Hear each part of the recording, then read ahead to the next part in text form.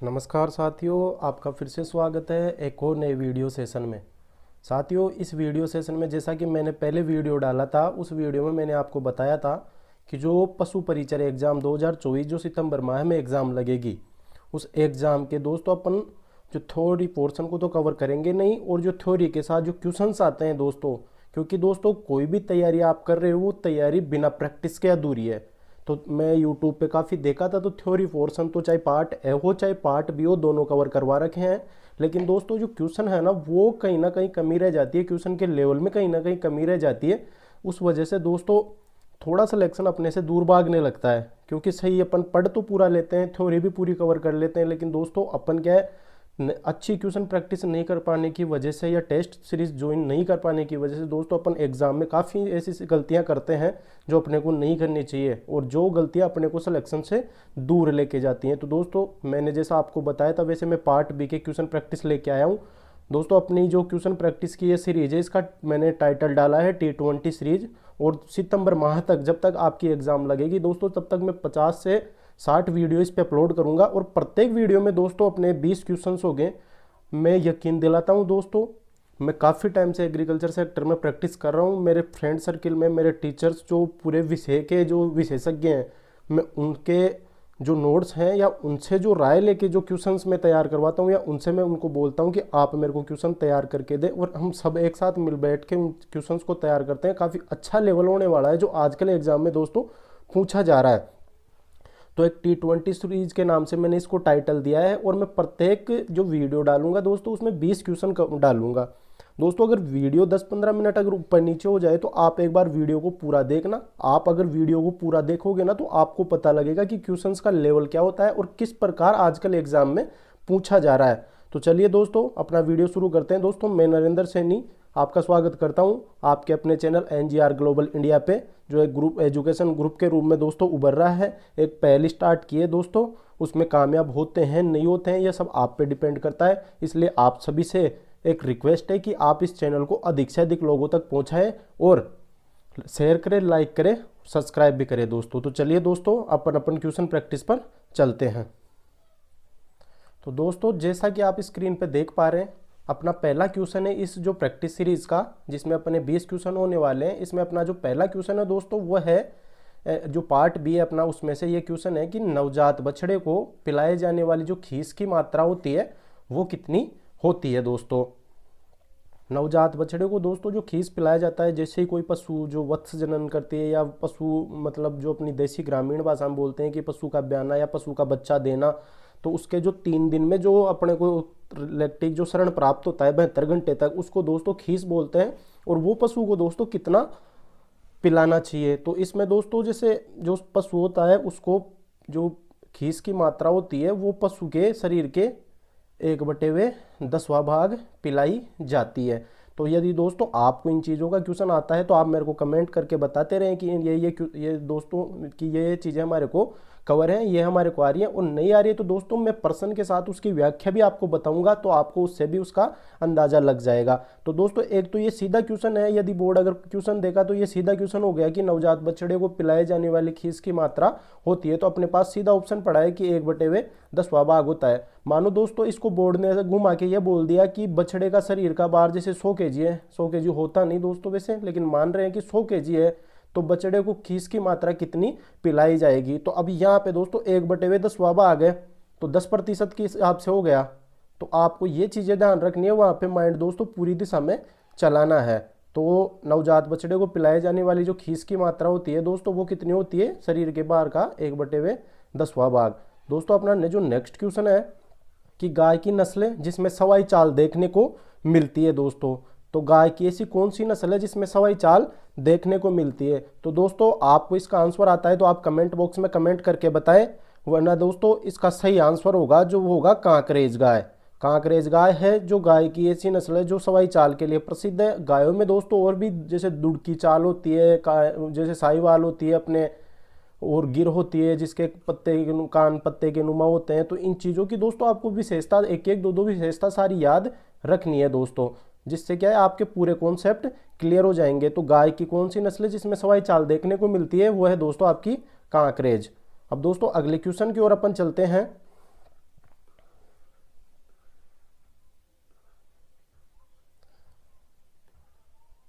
अपना दोस्तों जो तीसरा क्वेश्चन है वो क्वेश्चन है कि स्वाम्प भैंसों और वाटर भैंसों में क्या अंतर है। तो एक तो दोस्तों भैंसें दो प्रकार की पाई जाती है, आपने थ्योरी में पढ़ा होगा स्वाम्प भैंस और वाटर भैंसों में। तो इनमें क्या अंतर है दोस्तों, तो आपको अंतर बताना है।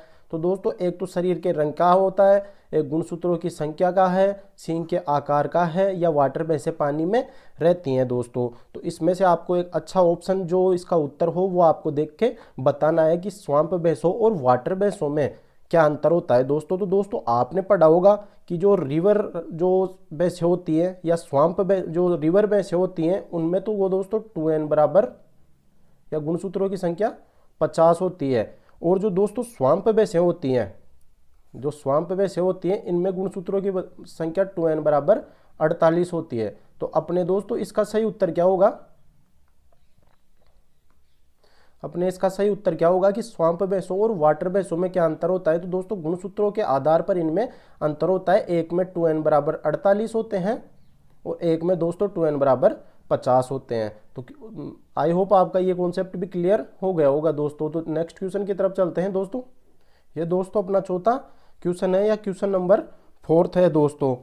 तो इसमें है कि टीवच किस जानवर को नियंत्रित करने की विधि है। तो दोस्तों नियंत्रित करने के लिए आपने काफ़ी विधियां देखी हैं, जिसमें पशु को गिराना भी होता है, कास्टिंग होता है जिसमें पशु को गिराया जाता है। तो ये जो टीवच विधि है ये दोस्तों पर्टिकुलर किसी एक जानवर के लिए काम में ली जाती है, तो वो आपको बताना है दोस्तों। तो जो टीवच विधि है दोस्तों आपने शायद बहुत कम सुना होगा, क्योंकि ये बहुत कम जो बुक्स आती हैं उनमें है, लेकिन ये घोड़े में काम में ली जाती है। जो मानवीय जो दोस्तों किताबें हैं और जिनमें अच्छा मटेरियल आता है उनमें दोस्तों ये क्वेश्चन है। तो टीवच विधि किस जानवर के नियंत्रण के काम में ली जाती है, तो दोस्तों वह है आपका आंसर इसमें है घोड़ा। नेक्स्ट क्वेश्चन की तरफ चले दोस्तों।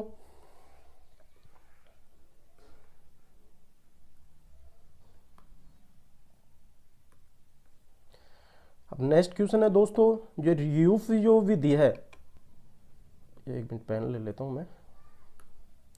जो अपनी रीयूफ विधि है दोस्तों ये किस पशु को कंट्रोल करने में या नियंत्रित करने में काम में लेते हैं। तो दोस्तों आपके सामने आपके ऑप्शन है कि घोड़े को नियंत्रित नीचे गिराने के लिए, बकरी को नियंत्रित करने के लिए, गाय को नीचे गिराने के लिए, या भेड़ को नियंत्रित करने के लिए काम में ली जाती है। तो दोस्तों आपने पढ़ा होगा कि गाय को नीचे गिराने के लिए जो आपकी रीयूफ विधि है ये काम में ली जाती है दोस्तों। अपने अगले क्वेश्चन की ओर दोस्तों बढ़े अपन।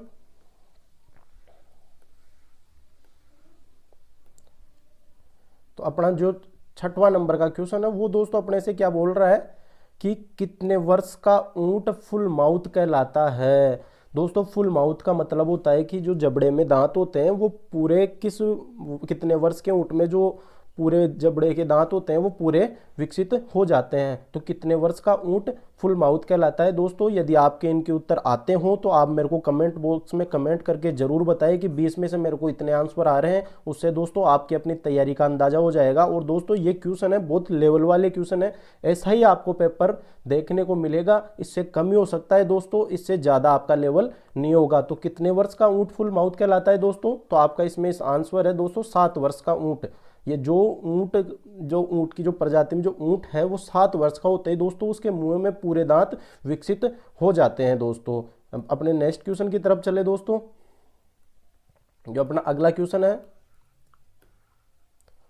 उसकी तरफ चले दोस्तों। तो ये क्वेश्चन है अपना नंबर 7 कि गोदन द्वारा चिन्हित करने के लिए कौन सा पशु के अंग का काम में लिया जाता है। गोदना, टैटूइंग दोस्तों आपने पढ़ा होगा। ये जो एक बेसिक टर्म्स होती हैं एग्रीकल्चर की या एनिमल हस्बेंड्री की एक बेसिक टर्म्स होती हैं, उनमें दोस्तों पशुओं को चिन्हित किया जाता है। जिसके कानों में कुड़की डाल दी जाती है, पिछले पैरों पर दोस्तों जो ब्रांडिंग या दागना करते हैं। तो ये जो गोदन है दोस्तों ये पशु के कौन से अंग पर काम में लिया जाता है। गोदन दोस्तों पशु के जो कान वाला पोर्शन है या कान वाला हिस्सा है उसमें काम में लिया जाता है। अगले क्वेश्चन की ओर बढ़े दोस्तों। जो अपना नेक्स्ट क्वेश्चन है यह है दोस्तों अपना नेक्स्ट क्वेश्चन कि गायों के लिए खुले आवास बनाते समय एक गाय को आवास हेतु कितनी जमीन की आवश्यकता होती है दोस्तों। कि गायों के लिए खुले आवास बनाते समय एक गाय को आवास हेतु कितनी आवश्यकता होती है। तो दोस्तों इसमें 2-3 प्रकार से आपके क्वेश्चन पूछे जाते हैं। एक तो जैसे इसमें आपको बताया है, जो कीवर्ड आपको मिला है खुला आवास, तो खुले आवास बनाते हुए जिसके ऊपर दोस्तों कोई छत वगैरह कुछ ही नहीं होती, सिर्फ ऐसे लंबी दूरी पे बनाए जाते हैं, तो उसका पूछा है दोस्तों। तो खुले आवास के लिए दोस्तों अपने की जो आंसर है इसका वो है 80 से 100 फीट स्क्वायर फीट होती है दोस्तों। एक जो गायों के लिए खुले आवास बनाते समय गाय को आवास हेतु कितनी जरूरत पड़ती है, तो 80 से 100 स्क्वायर फीट की जरूरत पड़ती है दोस्तों। नेक्स्ट क्वेश्चन की बात करें साथियों,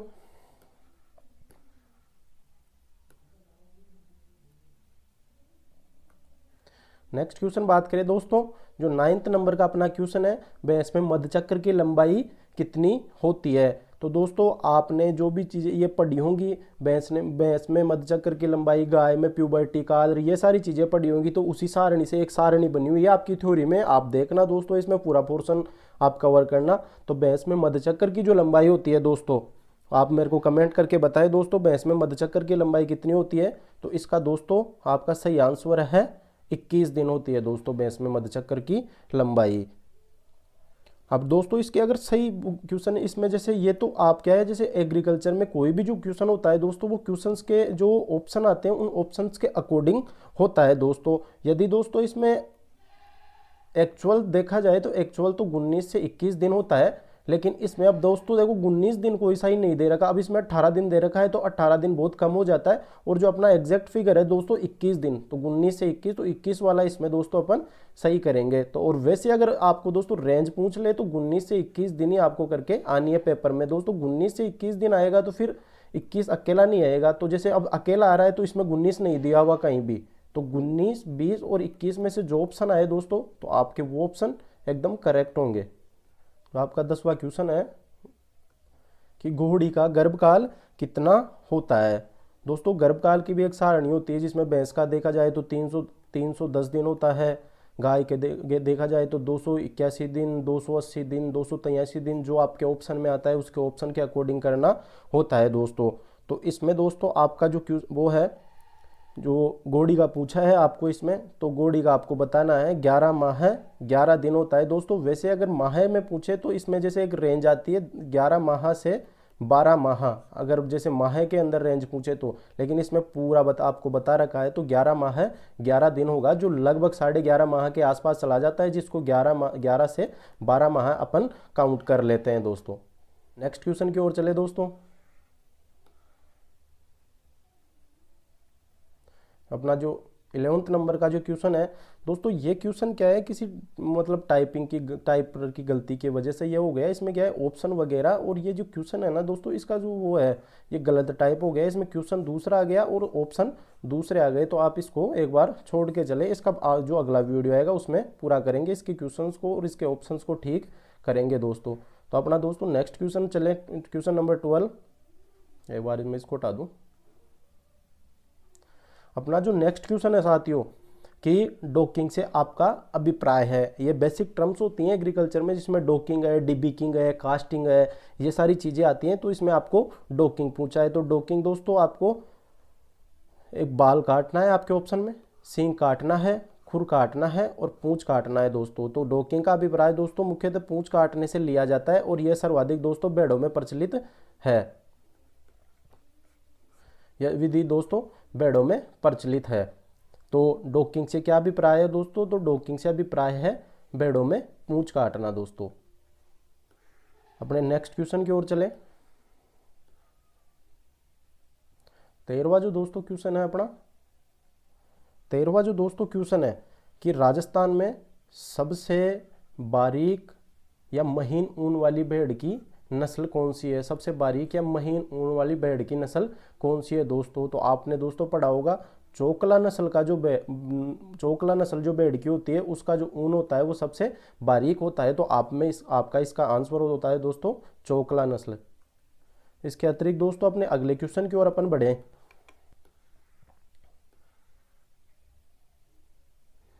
अपना अगला क्वेश्चन है दोस्तों कि ऊंट को प्रतिदिन कितने लीटर पीने के पानी की आवश्यकता होती है। तो दोस्तों इसमें आपसे जैसे क्वेश्चन दो प्रकार से पूछा जा सकता है कि एक तो जैसे एक सीधा पूछ ले कि ऊंट प्रतिदिन में कितना पानी पी सकता है, तो पी सकता है कि उसकी मैक्सिमम रेंज होती है जो वो कितना पानी स्टोर करके रख सकता है, तो वो दोस्तों 70 लीटर से 100 लीटर के आसपास चला जाता है। लेकिन इसमें दोस्तों पीने के पानी के लिए ही पूछा है, आपको पीने के पानी के लिए क्वेश्चन पूछा है दोस्तों, तो आपको क्वेश्चन की लैंग्वेज को अच्छे से पढ़ना है और उसकी रेंज को अच्छे से समझना है। तो यदि पीने के पानी की प्रतिदिन की बात करें दोस्तों, पीने के पानी के लिए तो उसको 20 से 40 दिन की आवश्यकता 20 से 40 लीटर की आवश्यकता होती है। लेकिन जैसे स्टोर करके या मैक्सिमम कितना पी सकता है, तो दोस्तों ये आंकड़ा फिर 70 से 100 चला जाता है। किन्हीं बुक्स में 70 से 100 है और किन्हीं बुक्स में दोस्तों 100 से 125 दे रखा है। लेकिन अब अपने को अभी यही पूछा है कि पीने के लिए प्रतिदिन कितने की आवश्यकता होती है, तो दोस्तों अपना ऑप्शन होगा जो 20 से 40 लीटर होगा दोस्तों। नेक्स्ट क्वेश्चन दोस्तों अपना जो 15वां क्वेश्चन है, यह है कि बछड़ों में सींग रोदन हेतु कौन सा रसायन काम में लेते हैं। दोस्तों सींग रोदन का मुख्यतः क्या होता है कि जैसे मतलब कोई भी जैसे गाय भैंस वगैरह है जो मतलब बच्चा देती हैं, तो उसके बाद में उनके सींग निकलते हैं और उन सींगों से दोस्तों कभी मतलब फार्मर के लग जाती है या डेयरी में फार्मिंग करते हैं तो वहाँ पे लग जाती है, तो उसको सींग रहित बना देते हैं। तो सींग रहित बनाने के लिए दोस्तों अपने पास काफ़ी अब तो वैज्ञानिक विधियाँ भी हैं। पहले दोस्तों ये रसायन काम में लेते थे, आजकल तो काफ़ी सारी वैज्ञानिक विधियाँ आ गई हैं। तो अपने पास एक तो कास्टिंग सोडा होता है, पोटेशियम नाइट्रेट होती है, पोटेशियम परमैंगनेट होती है। तो इनमें से दोस्तों अपना ऑप्शन क्या है, तो दोस्तों जो कास्टिंग सोडा होता है वो बछड़ों में सींग रोधन के लिए कास्टिंग की छड़ आती है, उस छड़ को बछड़े के जैसे 2 दिन या 3 दिन का बछड़ा हो जाता है तो उसके सींग कलिका पे उसको रगड़ा जाता है, जिससे उसकी सींग कलिका मर जाती है दोस्तों। तो अपना जो आंसर होगा दोस्तों इसमें कास्टिंग सोडा होगा। कास्टिंग सोडे की जो छड़ आती है उस छड़ से बछड़ों का सींग रोधन किया जाता है। नेक्स्ट क्वेश्चन की ओर बढ़े दोस्तों, तो अपने जो 16वें नंबर का जो क्वेश्चन है वो है कि फैरोइंग किस पशु में ब्याने की क्रिया है दोस्तों। तो जैसे बच्चे देने की क्रिया होती है दोस्तों, सर्विंग की जो अपने मैथुन ये जो क्रिया होती हैं उनसे भी ये जो बेसिक टर्म्स का क्वेश्चन है दोस्तों, ज़्यादा हार्ड क्वेश्चन ये नहीं है, बेसिक टर्म्स का क्वेश्चन है। तो दोस्तों फैरोइंग किस पशु में ब्याने की प्रक्रिया है, तो फैरोइंग दोस्तों आपके सुअर में ब्याने की प्रक्रिया है दोस्तों। ये दोस्तों बिल्कुल ऐसे नॉर्मल से क्वेश्चन है, ज़्यादा बड़े क्वेश्चन नहीं है, तो आप इनमें देख के ज़्यादा घबराए नहीं। ऐसे बिल्कुल बेसिक लेवल के क्वेश्चन भी एग्जाम में पूछे जाते हैं दोस्तों, तो आपको बेसिक से भी तैयार करना है, हाई लेवल का भी इतना नहीं पढ़ना है। अपने को बेसिक से भी तैयार करेंगे और जो एक लेवल होता है एग्जाम्स का वो भी दोस्तों अपन पढ़ेंगे। 17वें नंबर का दोस्तों अपना क्वेश्चन है कि बकरी में प्यूबर्टी की अनुमानित आयु क्या होती है दोस्तों। बकरी में प्यूबर्टी की अनुमानित आयु क्या होती है दोस्तों। तो इसमें क्या होता है दोस्तों, वैसे तो जो एग्जैक्ट आंसर होता है वो 15 से 18 माह होता है। अब दोस्तों इस रेंज के आसपास कोई सा भी अपने को नहीं दे रखा। जैसे अब 18 माह को अपन काउंट करें तो इसमें 6 माह है, तो 6 माह तो बहुत कम रह गया। 4 से 12 माह है, ये भी बहुत कम रह गया। 18 से 24 माह ये अपने रेंज में आती है दोस्तों, और 10 से 24 माह ये 10 वाला डिजिट भी बहुत पीछे रह गया दोस्तों। तो ऑप्शन देख के अगर अपन आंसर करेंगे इसमें तो 18 से 24 माह एग्जैक्ट दोस्तों 15 से 18 माह है, लेकिन ऑप्शन में अपने को जो इस प्रकार से दे रखा है अपन को ऑप्शन के अकॉर्डिंग काम करना है। तो इसमें 18 से 24 माह आपका आंसर होगा, आपका सी ऑप्शन इसमें मान्य होगा। नेक्स्ट क्वेश्चन की ओर दोस्तों बात करें अपन, 18वां जो अपना क्वेश्चन आएगा उसमें दोस्तों अपन बात करें कि मुर्गियों में आवाज उत्पन्न करने वाला अंग का नाम बताओ दोस्तों। तो ऐसे क्वेश्चन भी आपको दोस्तों काफी पूछे जा सकते हैं कि मुर्गियों में आवाज उत्पन्न करने वाले अंग कौन से होते हैं। तो दोस्तों इंसान में जो होते हैं जो वो स्वर तंत्रिकाएं होती है या कंठ से इंसान बोलता है, लेकिन जो पक्षियों में होता है ना वो कंठ से आवाज नहीं उत्पन्न होती। तो मुर्गियों में दोस्तों विशेषता जो आवाज होती है वो सीरिंग्स के वजह से होती है। सीरिंग्स इनके एक गले में पार्ट होता है, उसकी वजह से इनकी आवाज उत्पन्न होती है। तो मुर्गियों में आवाज उत्पन्न करने का जो अंग वाला जो अंग है दोस्तों नाम वो है सीरिंग दोस्तों, सीरिंग्स नाम है, सीरिंग्स नाम है दोस्तों। तो आपने देखा होगा दोस्तों मुर्गियों में आवाज उत्पन्न करने वाले अंग का क्या नाम है दोस्तों, आपके फेरिक्स भी नहीं है, लेरिक्स भी नहीं है, सीरिक्स दोस्तों आपका जो है वो है, और एपिग्लोटिस भी नहीं है। तो आपका इसमें दोस्तों आपका जो सही आंसर होगा वो होगा सीरिंग्स। दोस्तों अगले क्वेश्चंस की ओर बढ़े अपन, जो अपना 19वां क्वेश्चन है, ये दोस्तों अपना 19वां क्वेश्चन है और काफ़ी बार दोस्तों ये एग्जाम में भी पूछा गया है कि भैंस की किस प्रजाति का रंग तांबे जैसा पाया जाता है। तो दोस्तों आपको पता होगा मुर्रा का तो बिल्कुल जेट ब्लैक है, सिटी बफेलो के नाम से जाना जाता है तो जेट ब्लैक है। तांबे के रंग का कौन सी भैंस नस्ल की भैंस का रंग पाया जाता है? तो दोस्तों इसमें आपका रंग होगा बदावरी। आपने इसमें पढ़ा होगा कि सर्वाधिक एक तो इसमें वसा प्रतिशत पाई जाती है, सर्वाधिक यह गर्मी सहनशील होती है और सर्वाधिक दोस्तों इसका रंग भी तांबे के समान होता है। तो भैंस की कौन सी प्रजाति है जिसका रंग तांबे के समान होता है? तो दोस्तों वो आपकी बदावरी नस्ल की भैंस है जिसका रंग तांबे के समान होता है। दोस्तों नेक्स्ट क्वेश्चन की बात करें अपन, जो अपना लास्ट क्वेश्चन है नंबर का, उसकी बात करें अपन, तो वो है कि बकरी का गर्भकाल कितने दिन का होता है? दोस्तों बकरी का गर्भकाल कितने दिन का होता है? तो दोस्तों एग्जैक्ट आपको याद होगा कि बकरी का गर्भकाल 148 दिन होता है। जो एनसीईआरटी बुक हैं और जो 10वीं और 11वीं में जो एग्रीकल्चर में बुक चलती हैं उनमें दोस्तों आपको इसको 148 बता रखा है। लेकिन अभी मैंने आपको बताया कि जब ऑप्शन दोस्तों पास की रेंज में हो तो उस स्थिति में अपने को दोस्तों जो ऑप्शन का जो नेचर है उस नेचर को देखा जाता है या उसके आसपास की दोस्तों अपने को रेंज देखा जाता है। तो अब 148 के आसपास 185 भी नहीं है, 114 बहुत कम रह गया, 120 भी बहुत कम रह गया। तो अपना जो आंसर है दोस्तों इसके आसपास वाला वो 155 है। तो इसका जो बकरी के गर्भकाल का जो सही आंसर होगा दोस्तों वो होगा दोस्तों अपना 155 दिन। तो ये थे दोस्तों आपने जो एक क्वेश्चंस की एक्सरसाइज लगाई थी अपनी, ये आज पहली क्लास थी जिसमें अपन ने एक्सरसाइज निकाली है दोस्तों। और ये 20 क्वेश्चंस में लेके आया हूँ। आप मेरे को क्वेश्चंस का लेवल बताएं कि कैसा लगा है और आपने इनमें से कितने क्वेश्चन दोस्तों सोल्व किए हैं। दोस्तों मैं क्या एक ग्रामीण पृष्ठभूमि का विद्यार्थी हूँ, मैं खुद पढ़ता भी हूँ, मैं पढ़ाता भी हूँ, तो एक ग्रामीण पृष्ठभूमि से आता हूँ। यहाँ पे पशु पक्षियों की काफ़ी आवाज़ें रहती है, मैं घर पे ही रह के तैयारी करता हूँ एग्जाम्स की, तो यहाँ पे पशु पक्षियों की काफ़ी तैयारी, जो पशु पक्षियों की आवाज़ होती है वो काफ़ी होती है। तो आप अपने जो कंटेंट मैं आपको दे रहा हूँ आप उस कंटेंट पे दोस्तों आप डिपेंड रहे और उसी पे फोकस करें। जो बाहर में दोस्तों कुछ भी आवाज़ें आ रही है आप उस पर फोकस ना करें। आप क्वेश्चंस का लेवल मेरे को बताएं कैसा लगा। ऐसे ही दोस्तों आपको क्वेश्चंस मैं देता रहूँगा और आपकी एक्सरसाइज और आपकी प्रिपरेशन को बेहतर बनाता रहूँगा। आप जुड़िए और जितने भी विद्यार्थी जो आपके साथ वाले हैं, आपके आसपास में, आपके रिश्तेदारी में, आपके पड़ोस में जो भी हैं, उनको दोस्तों ये वीडियो सेंड करें, चैनल की लिंक सेंड करें, लाइक करें, वीडियो को शेयर करें, सब्सक्राइब करें। दोस्तों फिर मिलेंगे एक नए वीडियो में, जो कल की सेकंड क्लास होगी उसमें दोस्तों फिर 20 क्वेश्चंस लेके आऊँगा आपके लिए और अच्छे क्वेश्चंस लेके आऊँगा जो आपकी एग्जाम को दोस्तों क्रैक करवाएंगे। तो दोस्तों इस वीडियो में इतना ही रखते हैं, फिर मिलेंगे एक नए वीडियो में नई जानकारी के साथ। तब तक के लिए नमस्कार, जय हिंद।